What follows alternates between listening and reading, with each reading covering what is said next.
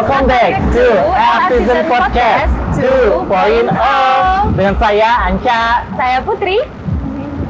Nah, keseriusan Adikarya nih Mas Anca dalam membangun LRT Jabodebek ditunjukkan dengan dibentuknya unit kerja khusus, yaitu Divisi Engineering LRT dan Divisi Konstruksi LRT pada tahun 2015.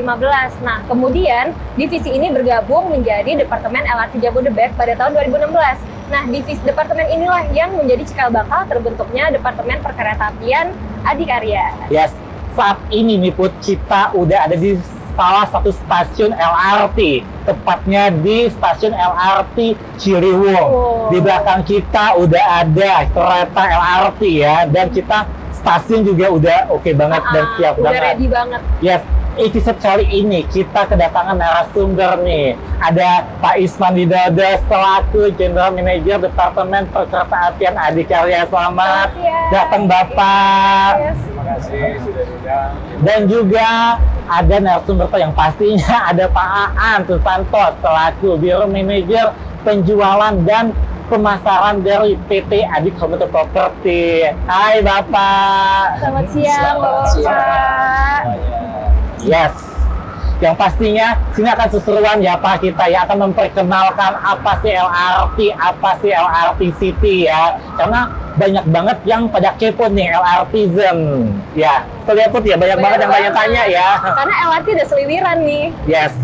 Pak Isman nih, aku dengar-dengar dari beberapa orang, Pak Isman itu adalah salah satu alumni dari Teknik Sipil UNS Surakarta, betul ya Pak? Iya, betul. Apa sih Pak saat zaman kuliah nih, pengalaman seru apa sih Pak waktu zaman kuliah di UNS? UNS itu saya ceritakan singkat aja, mulai dari masuk sampai saya lulus gitu ya. Yang jelas saya tadi cerita-cerita ke Pak, saya itu sebenarnya cita-citanya dari arsitek. Oh. Akhirnya masuk teknik sipil. Teknik sipil ya seru karena teknik sipil itu tuntutannya adalah tugas. Tugas yang notabene itu harus kita selesaikan, terus kita konsultasi dengan asisten. Nah, di situ serunya karena kita juga belajar menghadapi persoalan-persoalan yang harus kita selesaikan secara komunikasi. Kemudian ada banyak hal yang harus kita pelajari, kesabaran dan lain-lain, tetap tenang untuk bisa menyelesaikan tugas ini. Sampai pada akhirnya di semester akhir saya mengambil tugas akhir atau skripsi gitu ya, itu justru yang mungkin unik. Nah, kebetulan saya mengambil judul tugas akhir itu program komputer untuk menghitung perkerasan rigid dan jadi pengennya jadi arsitek, kuliahnya di teknik sipil, tapi TA-nya malah beda ya, lebih ke komputer ya. Itu serunya. Jadi boleh dibilang itu sangat random. Random banget. Karena awalnya cita-citanya apa, tapi pas dijalanin tapi lama-lama jadi seneng ya Pak ya. Benar. Itu keseruan di saat kuliah ya Pak. Terus Pak An juga katanya teknik sipil juga ya Pak? Oh iya, saya teknik sipil. Berarti narasumber berarti dua-dua teknik sipil. Iya, benar. Nah, Bapak kan tadi yang awalnya mau sipil, kemudian mau arsitek, kemudian ke sipil.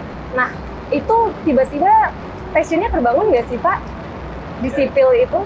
Jadi kita ini, saya basicnya kan orang kalau SMA itu kan dulu IPA betul. IPA cenderung untuk urusan teknik ya fleksibel kan. Jadi begitu masuk ke teknik sipil yang mana notabene hitungan-hitungan, kita orang IPA udah biasa. Iya, benar. Kemudian harus berubah yang tadinya mau ke arsitek masuk ke teknik sipil ya paling tidak kita punya bekal lebih kan gitu. Bekal lebihnya karena kita ada sense of art-nya. Benar. Masuk teknik sipil pun kita bisa memanfaatkan itu. Tapi sebenarnya juga hampir satu kesatuan ya Pak antara teknik sipil dan arsitektur. Kalau arsitektur kayak lebih ke desainnya, kalau arsitektur lebih, kalau sipil lebih ke pembangunan betul segala macamnya gitu ya Pak. Oke nih Pak, dengar lagi Pak Isman, nggak tahu salah bangga nih ya, aku mengkonfirmasi. Katanya Pak Isman ini suka main coba-coba apian, benar apa nggak sih Pak? Oh, kalau main kereta-kereta apian enggak sih. Oh, maksudnya enggak. secara saya pribadi. Tapi gimana kalau sih? saya punya anak waktu kecil gitu, saya hampir selalu memberikan mereka tuh kereta api. Oh ya. Jadi anak-anak selalu saya berikan kereta api yang itu bisa keliling gitu. Jadi mau nggak mau kan saya harus juga menyukai kan. Yes. Anak-anak itu.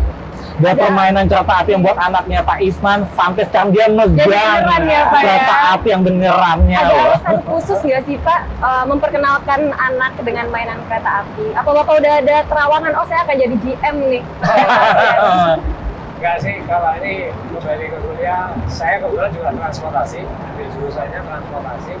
Di jurusan transportasi itu ada jalan raya, ada pelabuhan udara, ada pelabuhan laut, Yes. ada kereta api. Nah, saya memang melihat bahwa kereta api ini sebagai sebuah solusi untuk transportasi massal.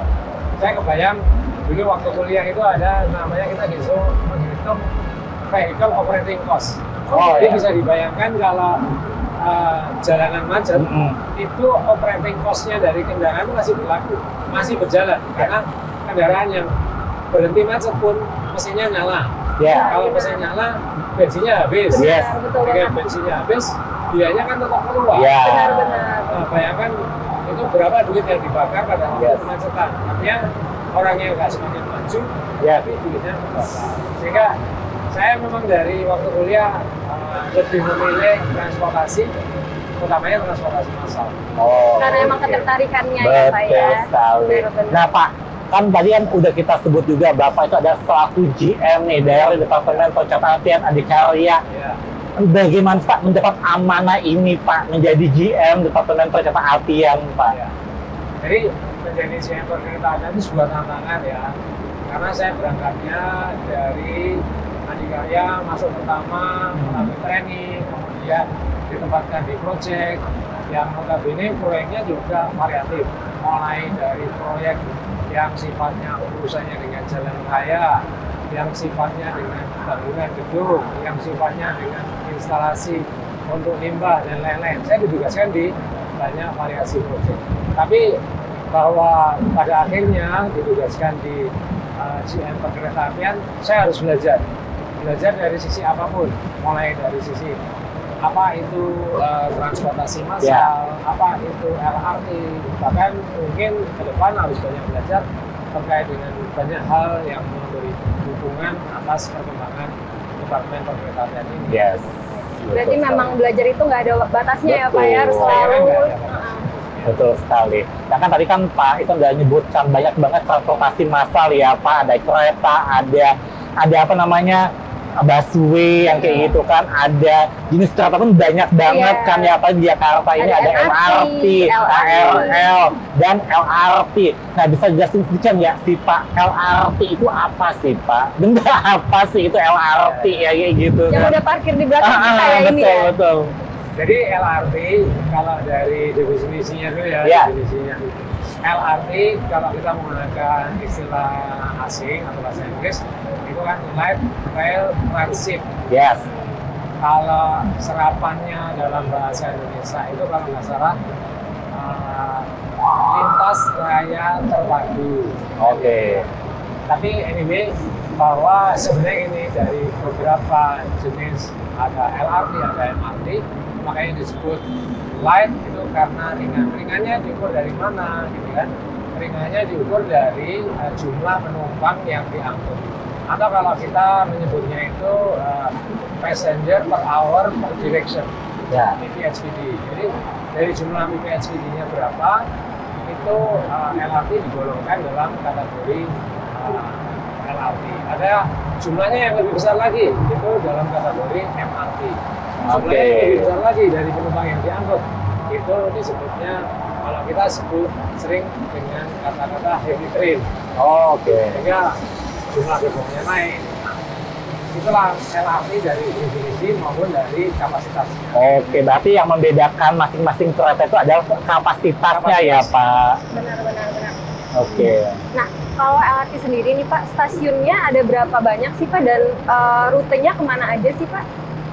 Oke, Jadi kalau bicara tentang stasiun, kemudian rutenya kemana saja, saya mendasarkan Perpres ya, Perpres 98, nomor 98 tahun 2015. Di dalam Perpres nomor 98 tahun 2015, Adikarya ditugaskan untuk membangun prasarana LRT. Yaitu terdiri dari jalur disebutkan di dalamnya bahwa jalurnya jalur layang. Kemudian harus membangun stasiun. Kemudian kita juga harus membangun namanya fasilitas operasi atau kalau orang mengenal juga dengan istilah Sintelis, sinyal, telekomunikasi dan kelistrikan. Kemudian kita juga diminta untuk membangun buku. Nah, itu sesuai dengan Perpres. Kemudian kalau pertanyaan tadi jumlah stasiunnya berapa? Nah, jumlah stasiun yang ditetapkan sesuai dengan peraturan menteri itu jumlahnya ada 17 awalnya. 17 stasiun. Perkembangannya bahwa kemudian ada kereta api cepat dari Bandung ke Jakarta di Halim, kemudian di Halim ditetapkan dibangunlah stasiun integrasi antara kereta api cepat dengan LRT Jakarta. Jadi totalnya sekarang 18 stasiun ya. Jadi awalnya itu 17, tapi ternyata karena ada kebutuhan ya Pak ya untuk terintegrasi mungkin dengan KCIC ya Pak ya. Makanya di Halim tadi ditambahkan lagi stasiun. Integrasi jadi 18. Kalau jalurnya Pak? Kalau jalurnya sekarang itu kita nyebutnya ada lintas pelayanan ya.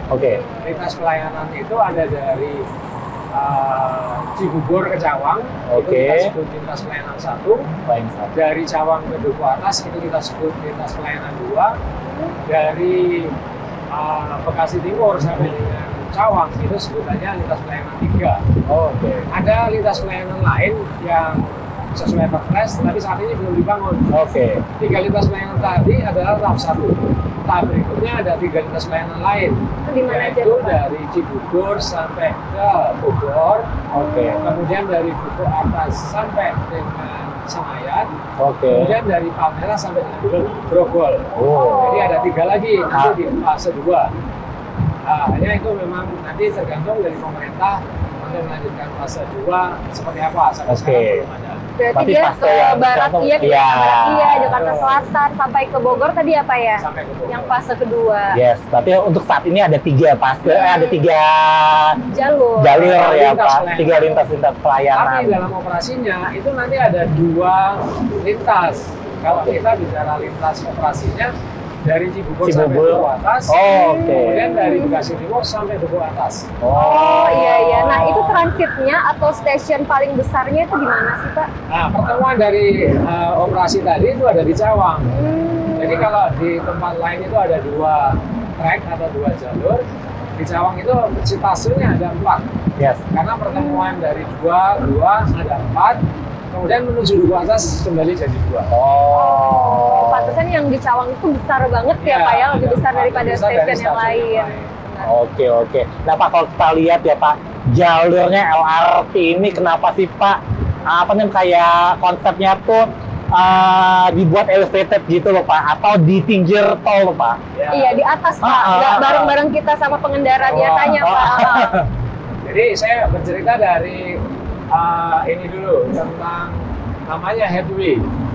Headway itu adalah jarak dari kereta satu dengan kereta yang lainnya.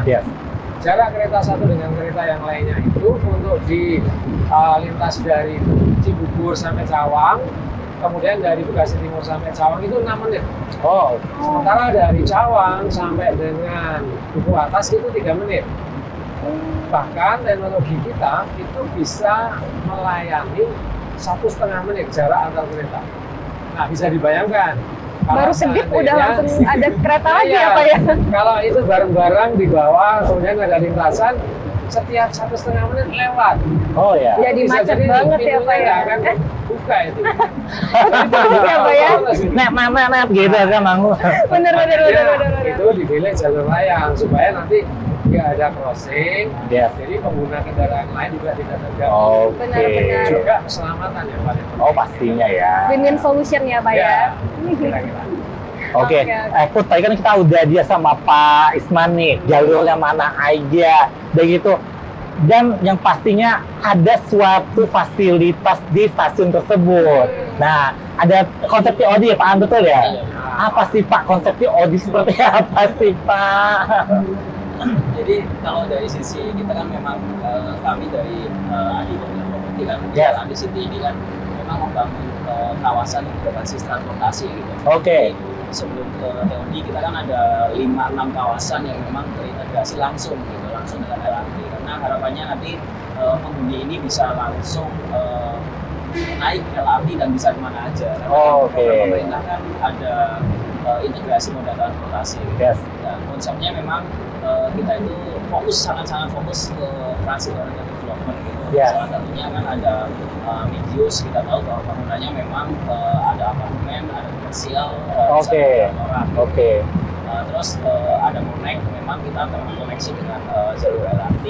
Terus ada juga walkable, itu memang kita juga secara konsepnya kalau di luar negeri kan enak gitu karena suasananya kan cukup dingin gitu. Kita juga mengedepankan kaitan sama sebenarnya pedestriannya itu seperti apa sih gitu.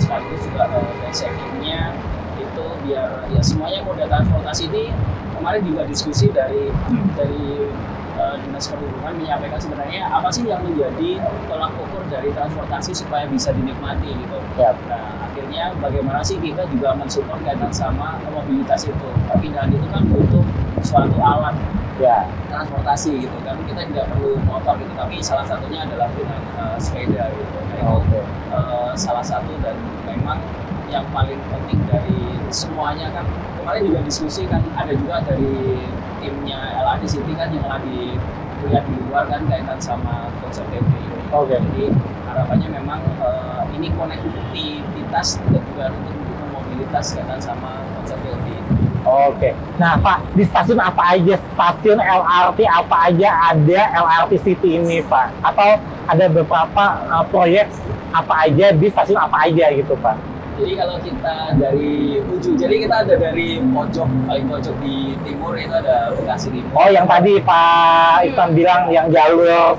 ya Pak itu ya? Lintas 3 kalau Lintas 3. Nah itu ada SD Green dan juga Green Avenue.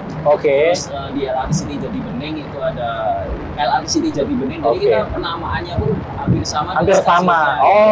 Terus ini ada di MTR 27 di stasiun Ciliwung. Sama di Ciracas juga ada LRT City Ciracas. Di Cibubur ada LRT City Cibubur. Sesuai dengan nama stasiunnya ya Pak ya. Karena emang tadi konsepnya mau memudahkan ya nggak sih? Jadi udah. Benar. Nah berarti tadi kan ada hunian nih Pak. Ada kan tadi mixed use itu ada hunian, ada commercial area gitu, ada office mungkin ya Pak ya. Nah kan berarti itu pasti crowded nih, akan banyak orang nih. Aku mau nanya lagi tentang ke LRT-nya lagi nih Pak. Untuk satu gerbongnya itu bisa muat untuk berapa penumpang sih Pak? Supaya mungkin yang tinggal di apartemen takutnya mungkin lama nih nunggunya gitu. Atau mungkin waktu antar jaraknya kereta kan tadi udah 1,5 menit ya Pak ya?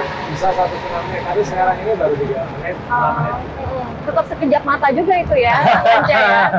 Nah, sempat tidur juga Satu gerbongnya itu berapa orang Pak kapasitasnya? Jadi kalau saya bicaranya satu rangkaian aja ya. Iya. Jadi satu rangkaian itu ada 6 gerbong. Nah satu rangkaian itu kita selalu menyebutnya kalau kondisi beban normal gitu itu bisa sampai 780 orang. 780 orang. Tapi dalam kondisi bahasa sederhananya itu desak-desakan. Lagi kalau sore ya, atau Pak, pagi ya? Itu bisa sampai kalau tadi 780-an, ini sekitar 1.300-an. Lumayan juga Mas. Lumayan. Dengan jarak waktu tunggunya juga pendek. Kalau untuk yang di stasiun lintas 1 dan 2 tadi kan 6 menit ya? Iya. 6 menit kan juga nggak lama kan? Nggak lama. Saya kira nggak perlu khawatir karena kapasitasnya begitu besar, terus waktunya tunggu juga nggak terlalu lama. Iya, Mas Ance takut ketinggalan kereta soalnya. Soalnya suka telat ya. Udah. Kopi aja belum dingin, udah datang. Udah naik lagi ya, Pak jadi ya. nggak kaleng-kaleng ya transportasi massalnya LRT ini karena emang benar-benar bisa mencakup banyak orang 780 betul ya Pak tadi ya? Iya. Satu perjalanan. Tapi saat rushingnya mungkin lebih dari itu ya. Ya udah dentetan sedikit lah ya, senggol-senggol. Malah seneng Pak, senggol-senggolan kalau Mas Anca. Oke.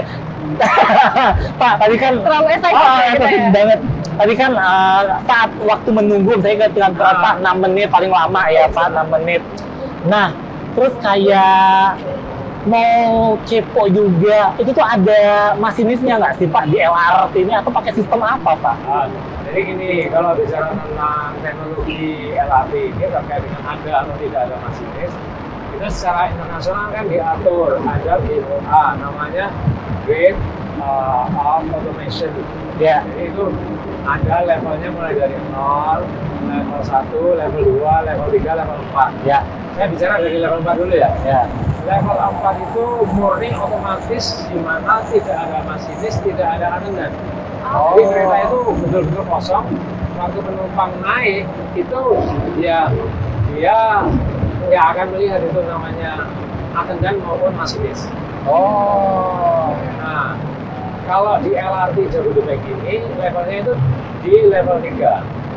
Jadi level otomasinya itu sampai pada secara operasi sebenarnya kereta itu sudah otomatis. Ya. Tapi ada attendant yang standby di dalam kereta. Biasa orang Asia kan suka deg-degan ya Pak. Nanti kalau naik kereta, ini kok nggak ada masinisnya, dia nggak jadi naik, turun lagi. Iya. Nggak ada, jadi mungkin kereta yang salah gitu, turun lagi. Jadi ditaruh attendant. Supaya tenang ya, supaya aman juga ya Pak ya. Fungsinya begini, kalau dalam kondisi emergency, itu attendant nanti akan mengambil alih pengoperasian kereta dalam kondisi Oke. Misalnya kayak mati lampu kayak gitu ya Pak? Nah, misalnya ada obstacle yang sampai pada level emergency. Yes. Saya katakan obstacle ya, obstacle itu bisa macam-macam. Itu si attendant akan mengambil alih operasinya kereta. Berarti pasti aman banget ya, karena kan emang jangan udah. takut naik LRT. Jangan takut. Benar-benar.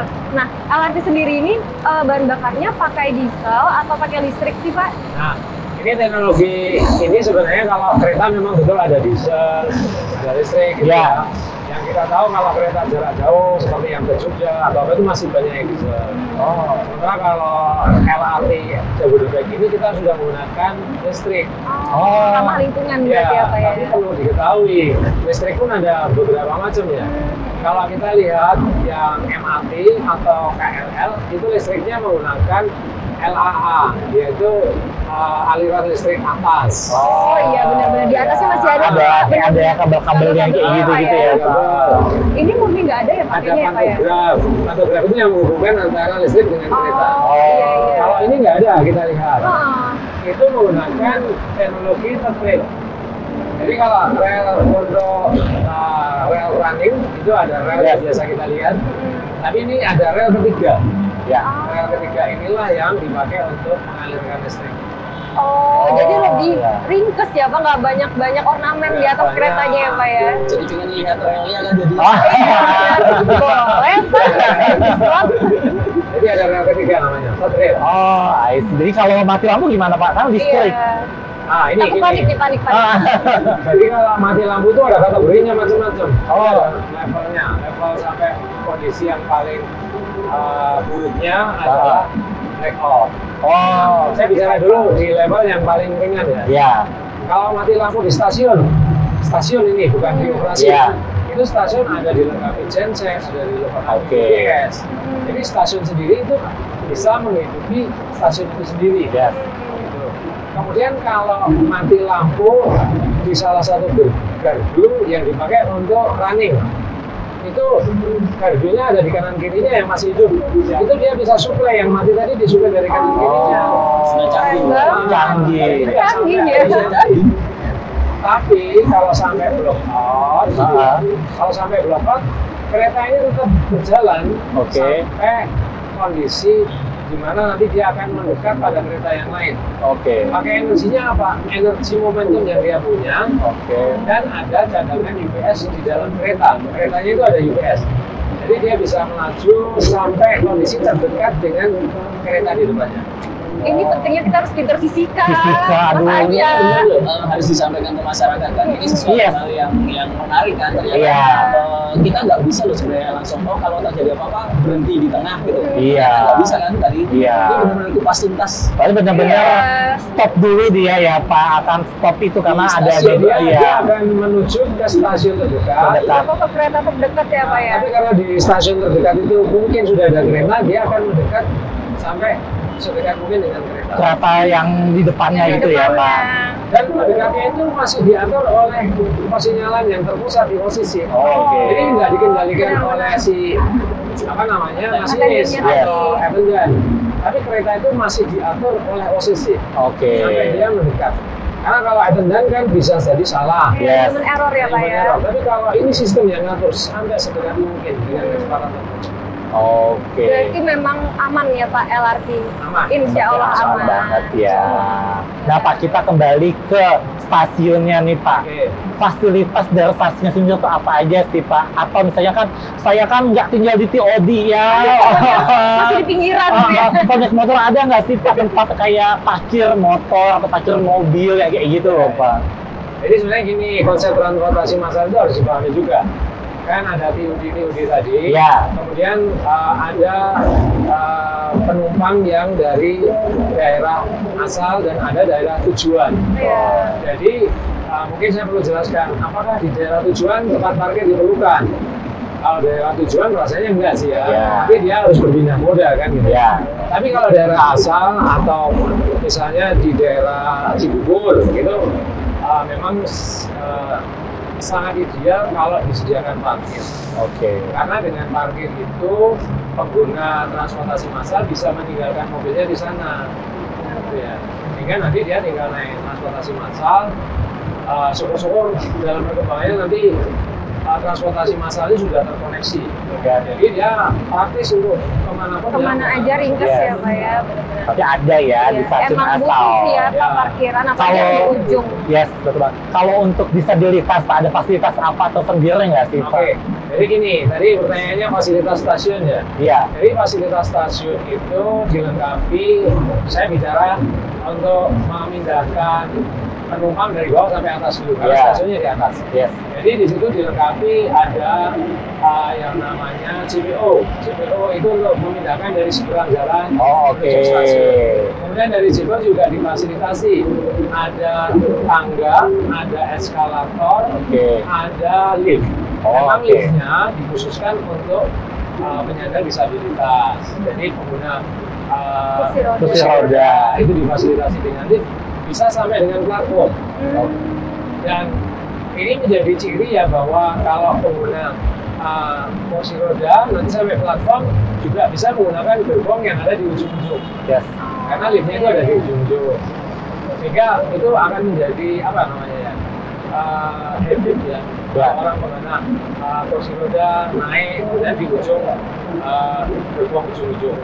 Nah, selain itu kalau menggunakan sepeda motor atau menggunakan kendaraan pribadi atau menggunakan kendaraan umum yang notabene tidak di daerah asal, misalnya Ya. tidak ada parkir, itu ada lay-by yang disiapkan untuk menurunkan penumpang. Oh, oke. Jadi penumpang turun, kemudian turunnya di plaza. Dari plaza tadi difasilitasi dengan eskalator, Tangga yang lift. tadi ya Pak. Supaya nggak bikin macet juga ya Pak ya tadi ya. Betul. Yes. Jadi itu fasilitas yang disiapkan. Ada plaza. Kalau penumpang turun pun itu di plaza yang notabene plaza tadi itu bisa dipakai untuk menunggu kendaraan. Transportasi lain ya Pak misalnya ya. Ada Grab, ada Gojek yang bisa. Iya. Atau Tapi juga Jaklingko.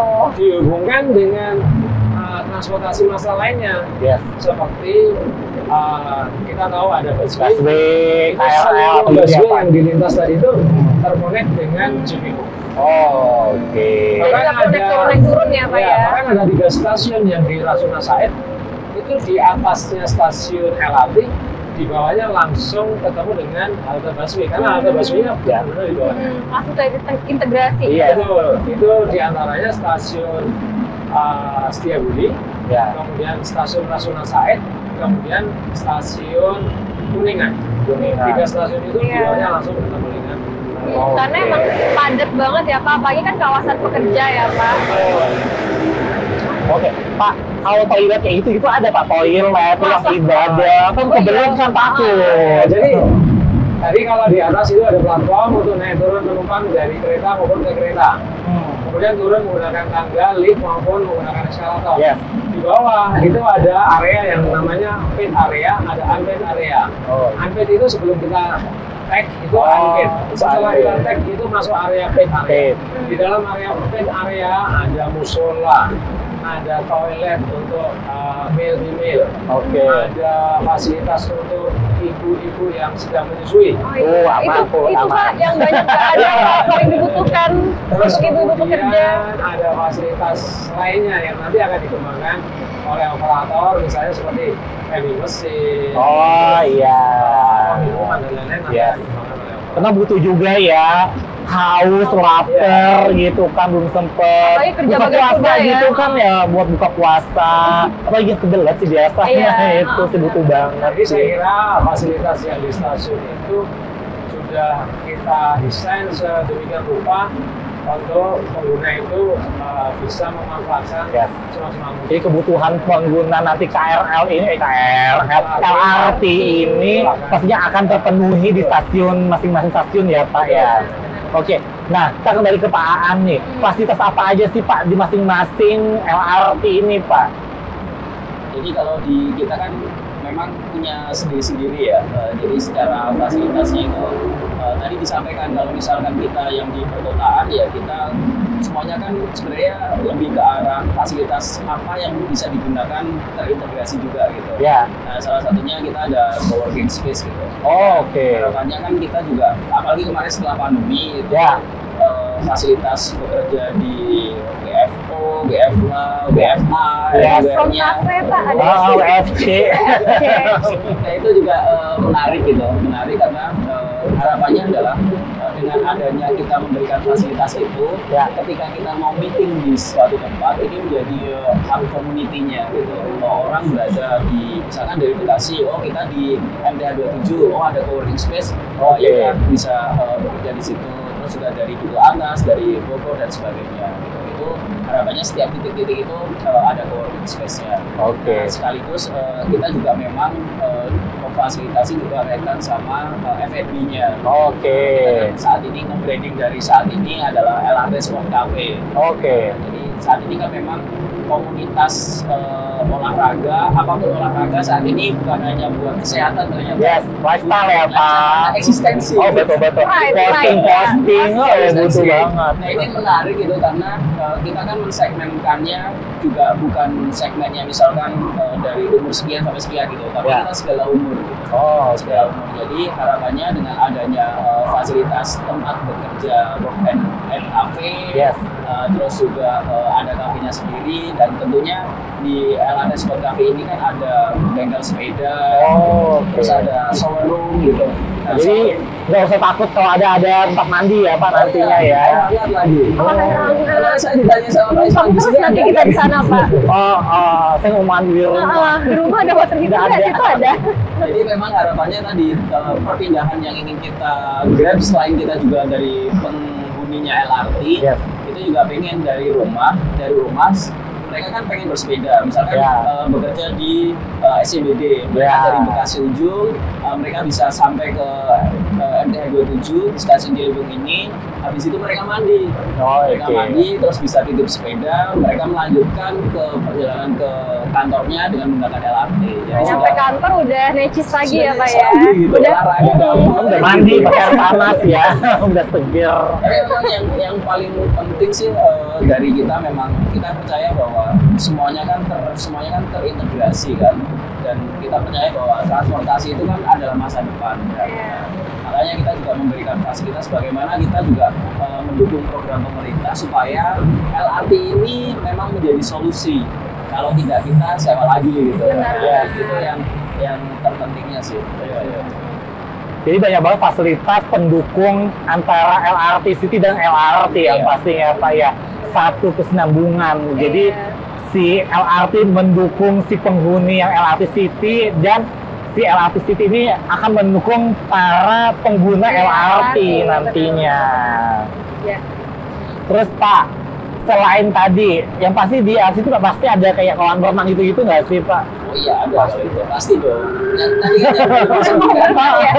yang disebutkan itu pakaian racknya. Oh, itu. Jadi tadi kita kan memang saat ini yang dipikirkan tadi perpindahannya dari rumah menuju stasiun itu seperti apa gitu.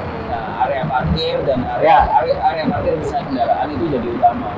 Tapi kita banyak sekali mendorong untuk kegiatan beraktivitas dengan bersepeda gitu. Supaya apa? Jangan sampai kita menggunakan public transportasi tapi masih menggunakan kendaraan. Kan? Ya. Tapi kalau udah tinggal di LRT City itu Pak, tinggal jalan kaki aja Pak ke stasiun.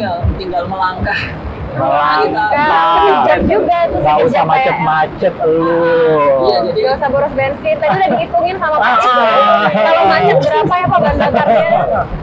Biar kita nggak istilahnya itu tua di jalan. Iya. Betul banget. Stres Pak, keriput. Biaya skincare mahal. Itu lagi. Betul. Tapi Nah, kemarin tambahan sedikit sih. Jadi kemarin saya sempat diskusi Pak Isman dengan teman-teman yang ada di Bekasi dan yang ada di Cibubur ya. Dan memang LRT ini memang sangat-sangat ditunggu banget sih oleh mereka gitu. Yes. Karena ada yang sekarang kan kebijakan ada yang tilang elektronik Yes. dan ganjil genap gitu. Nah ini memang mereka itu belum jalan saja sudah mempertanyakan apa sih fasilitasnya, terus kita kapan dong dibedah gitu. Jadi momen ini tuh saya juga jadi dapetin insight kan kaitan sama yang ini jadi benar-benar fasilitas gitu. Udah nggak sabar naik nggak sabar banget. Pak, misalnya tadi kan Pak An udah bilang nih, di kafe-kafenya itu ada tempat sepeda juga kan. Bengkel sepeda. Yes, udah gitu misalnya aku dari LRT nih Pak, naik sepeda, itu bisa nggak sih Pak nanti masuk sepedanya di LRT Pak? Jadi kalau masalah operasi Ya. itu memang jadi kebijakannya di PDKI. Oh, oke. Tapi kita optimis, kayak misalnya kita lihat di KRL, kemudian di MBT jarak jauh, sekarang itu difasilitasi untuk bisa membawa sepeda. Saya yakin PDKI dalam hal ini transportasi massal juga harus berpihak ke sana kan. Iya. Kita optimis bahwa sepeda itu pasti bisa. Pasti bisa ya nantinya ya Pak. Pasti kan akan dibicarakan lagi operasinya nanti seperti apa, operasional kalau bawa sepeda kayak gimana, di gerbong mana yang bisa mungkin ya Pak. Karena emang harus ngedukung juga juga nggak sih? Maksudnya udah naik LRT ramah lingkungan tapi kita masih bawa kendaraan pribadi. Jadi kan misalnya aku tinggal di mana, di ujung LRT sih Bekasi ya Pak. Naik sepeda, naik KRL, udah gitu stopnya di stasiun Ciliwung. Cawang. Oh, si Ciliwung. Ribut di kita nih, ribut. Di Ciliwung, kan udah kan tadi aku udah waktu ngopi. Oh iya. Ada LRT, Sport Cafe. Jadi sepeda di sana, kerja saya di sana tuh, kerja saya. Mandi dulu. Mandi dulu ya pasti. Klimis yang mereka. Ini benar-benar terintegrasi banget antara LRT City dan LRT yang pastinya ya. Stasiun-stasiun juga sangat-sangat mendukung banget antara pengguna LRT dan juga penghuni LRT City. Betul. Kembali ke pertanyaan tadi, apakah sudah boleh masuk? Memang itu nanti kebijakannya KAI sebagai operator, tapi saya meyakini, optimis dengan kebijakan sekarang bahwa berpihak terhadap transportasi massal, sepeda pasti bisa diizinkan. Iya, biar nggak pakai bayar ojek lagi, mahal, sepeda aja. Sepeda gratis, jadi kurus lagi. Nah, untuk DPKA nih Pak, Departemen Perkeretaapian Adikarya, tantangannya apa sih Pak ke depan? Jadi gini, kalau saya melihat peluangnya, karena Jakarta ini sampai 2030 kalau dari studi itu potensi kemacetannya akan selalu timbul dan akan semakin besar. Nah, itu sebuah tantangan untuk mencari solusi bagaimana kemacetan itu bisa kita kurangi atau bahkan kita hilangkan. Jalannya adalah solusinya adalah transportasi massal. Sehingga itu menjadi peluang bagi DPKA untuk ke depan akan banyak sekali proyek-proyek transportasi massal. Tentunya tantangannya adalah bagaimana kita bisa leading di market transportasi massal. Nah, sekarang DPKA sedang belajar dengan Shimizu Misalnya kita mengerjakan MRT, paket 201, paket 202. Kita belajar untuk bisa bekerja di underground. Ya. Kemudian saat ini kita juga masih menunggu untuk proyek-proyek selain di regional, selain di lokal juga di regional. Kita berharap nanti kita bisa bermain di regional untuk proyek-proyek perkereta-apian. Harapannya dengan demikian, memang ada tantangan untuk ke depan kita belajar terus, tapi kita juga ada peluang karena transportasi massal saya yakin akan menjadi pilihan ke depan. Pasti. Karena kemacetan banget, udah stres banget kan. Ya. Berarti emang kita harus melihat tantangan sebagai peluang ya Pak ya? Iya, Yes. Kalau Pak An sendiri apa Pak tantangan untuk LRT? Tantangan Yang jadi peluang juga mungkin. Ya sebenarnya hampir sama karena kita meyakini bahwa integrasi moda transportasi itu memang menjadi kebijakan pemerintah gitu, dimanapun berada gitu. Dan kita memang peluangnya dan konsistensi yang kita jaga itu kan kita di Adhiko Mitra Property ini kan menerapkan konsep transit oriented development dan memang mendekatkan benar-benar bahwa kita bangunan ini memang harus terintegrasi dengan public transportasi dan kita mengedukasi terus seperti halnya yang kita lakukan saat ini supaya ke depan ini memang banyak sekali para pengguna LRT dan public transportasi sehingga hunian-hunian yang terintegrasi dengan public transportasi itu akan menjadi sebuah kota baru, kota kecil baru gitu. Itu salah satu peluangnya karena kita tahu bahwa ketika kita jarak 1 kilometer itu bisa dicapai dalam jangka waktu 15 sampai 30 menit gitu. Nah, itu dengan adanya kita punya kesempatan dan juga punya peluang yang cukup bagus di dekatnya moda transportasi, nah itu trafficnya akan sangat besar. Nah ini yang menjadi challenge di kitanya akan menjadi new destination baru untuk para pengguna public transportasi. Berarti LRT City itu udah siap dihuni atau gimana Pak? Ada beberapa lokasi yang sudah siap dihuni. Ini udah bisa ya, ditinggali ya. Di mana aja Pak? Jadi ada yang di Bekasi sudah ada. Jadi kalau berkantor di Jakarta yang biasanya 1 jam sampai 1 jam setengah, kita dengan kereta kan cuma 25 sampai 30-an menit kan gitu. Itu bisa langsung dihuni. Terus juga kita ada yang di Sentul, yang di Sentul itu memang perlu ada perjalanan menuju Cibubur, baru nanti pindah ke LRT Cibubur ya Pak. Terus ada satu lagi apanya Pak, di mana? Di LRT satu lagi yang udah siap huni Pak? Itu di Adi City. Adi City juga.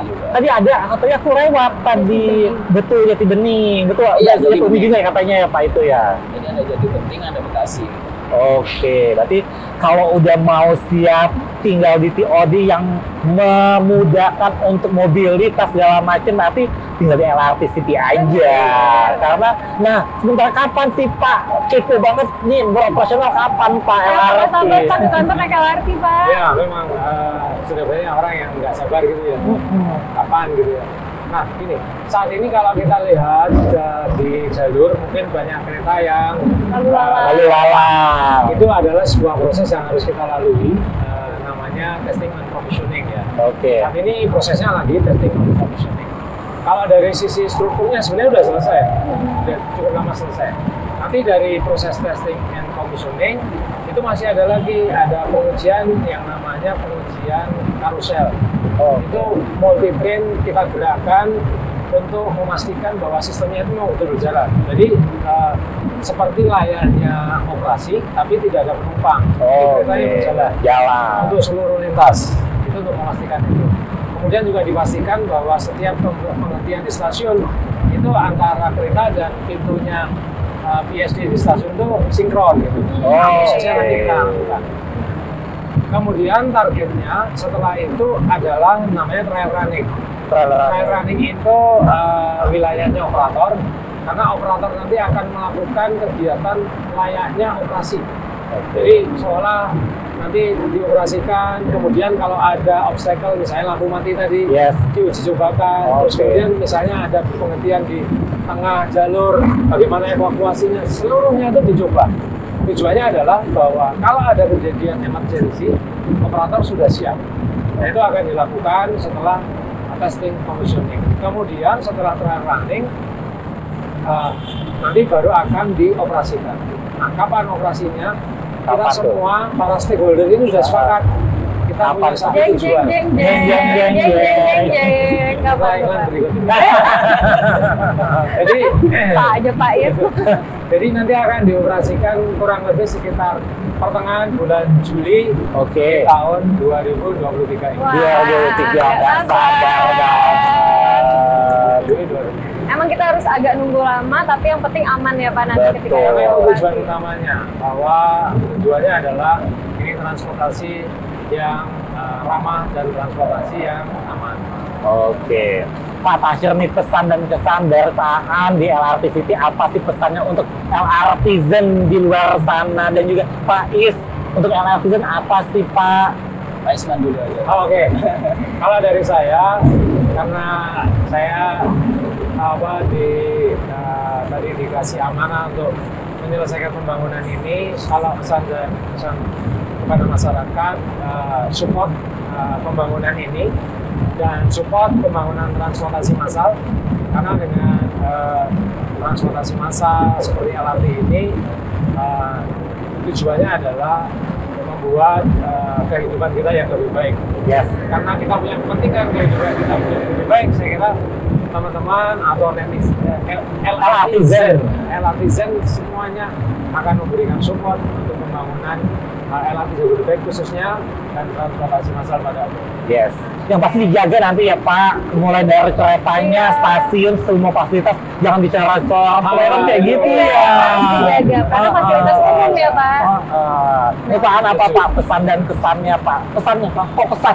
Iya, benar. Pesan apa Pesan, pesan? pesan. Pesan-pesan Pak untuk LRTizen. Kalau saya sih yang pertama tadi kaitan sama LRT, jadi memang banyak sekali fasilitas-fasilitas LRT yang dapat digunakan gitu, dan juga itu terintegrasi dengan kawasan LRT City dan kawasan yang lainnya. Ya. Itu yang harus kita lakukan edukasi mulai dengan saat ini. Oke. Itu yang harus digaungkan terus. Terus dari sisi LRT City-nya, kita tahu bahwa perkembangan moda transportasi semuanya berjalan dengan sangat baik gitu. Yes. Program-program pemerintah itu bahwa kita melihat bahwa integrasi yang paling besar itu kan ada di dua atas. Ya. Kita dari LRT, dari MRT, dari BRT, Yes. dari kereta bandara di sana gitu. Nah itu memungkinkan mobilitas yang dulunya jauh menjadi dekat. Yes. Ya, dengan adanya LRT City yang lokasinya 0 km di jalur LRT ini akan menciptakan nilai investasi yang sangat besar. Oke. Nah, jadi investasi ini kan ada dua hal terhadap bangunan yang sudah ada, itu kita punya potensi sewa yang cukup besar gitu, karena biasanya kan kalau kita sewa di tengah kota dengan nilai sekian X gitu, Yes. nah itu bisa kita dapatkan dengan agak di pinggir kota dengan yang lebih murah, tapi ketepatan waktu itu akan terjaga. Nah, terus yang keduanya kita memang ada bangunan-bangunan yang memang belum jadi on progress itu, Yes.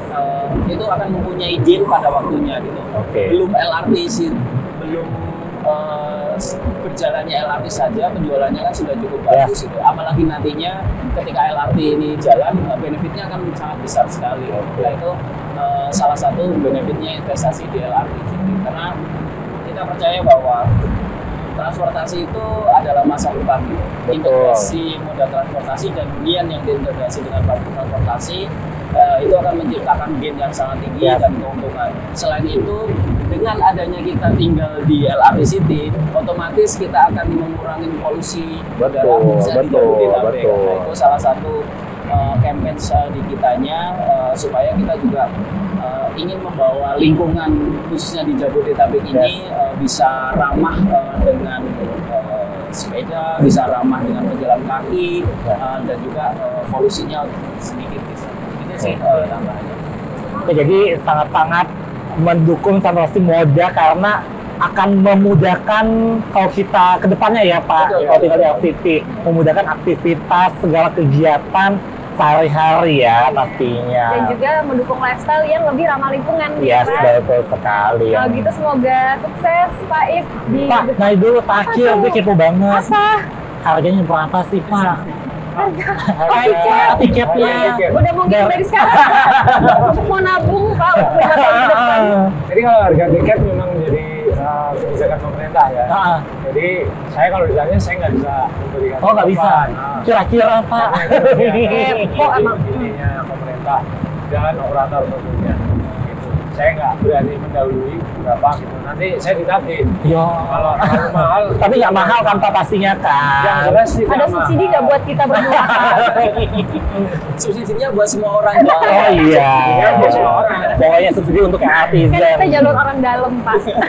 Jadi transportasi massal itu pasti memang disubsidi oleh pemerintah. Oke, yang pastinya nggak membuat boncos ya Pak. Supaya orang pada beralih naik LRT. Iya, pasti. Oke. Tapi LRT ini akan kepo banget harganya. Pastinya langsung aja stay tune yang pasti ya di segala sosial media di LRT ini pasti kita akan kasih tahu apa sih harga untuk naik LRT nantinya ya. Benar banget. Oke, Pak An terima kasih, Pak Iskan terima kasih telah bergabung. Ya setelah bergabung di podcastnya Artisan episode kali ini ya Pak. Terima kasih, sukses terus untuk Pak Aan, Pak Ismail, sehat-sehat. Semoga LRT City dan LRT berjalan secara sempurna nantinya ke depannya. Dan tujuan yang Yes. tujuan yang bagus lah pokoknya. Menjadi nomor satu dan menjadi apa namanya yang paling diutamakan, naik ini aja, tinggal di sini aja. Iya. Gitu. Terima kasih lagi ya Pak. Terima kasih, Oke, Bapak. untuk LRTizen yang masih di rumah sana, jangan lupa subscribe ya Pod, yang pastinya. Komen dan like. Yes. Dan bunyi loncengnya. Jadi misalnya iya. ada episode terbaru dari LRT City, langsung dapat notifikasinya. Saya Anca. Saya Putri. Bye-bye. Bye-bye.